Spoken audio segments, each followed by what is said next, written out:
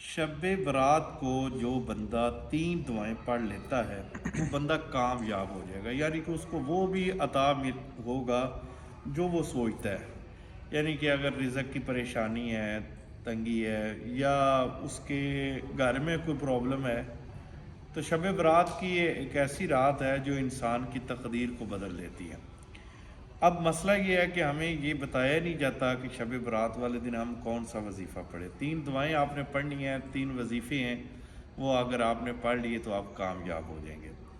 آپ پہلے یہ سوچیں کہ آپ نے کس مقصد کے لیے پڑھنا ہے، اور اسی مقصد کو لے کر آپ فوکس کریں اور پھر اسی کے لیے آپ پڑھیں۔ 11 مرتبہ آپ نے درود پاک پڑھنا ہے۔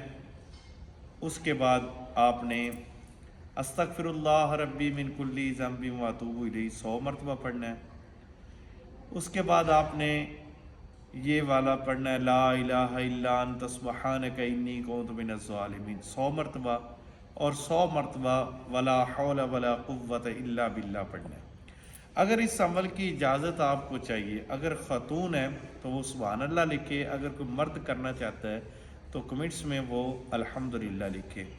اس کا یہ لکھنے کا مقصد یہ ہوتا ہے کہ کم از کم جس کا آپ وظیفہ کر رہے ہیں کیا اس کی اجازت آپ کو ہے۔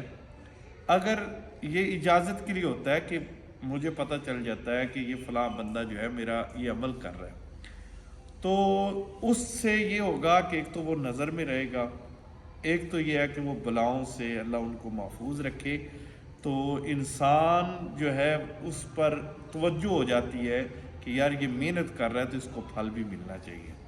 تو انشاءاللہ تعالیٰ کون کون یہ وظیفہ پڑھ رہا ہے تو وہ کمنٹس میں لکھے انشاءاللہ تعالیٰ۔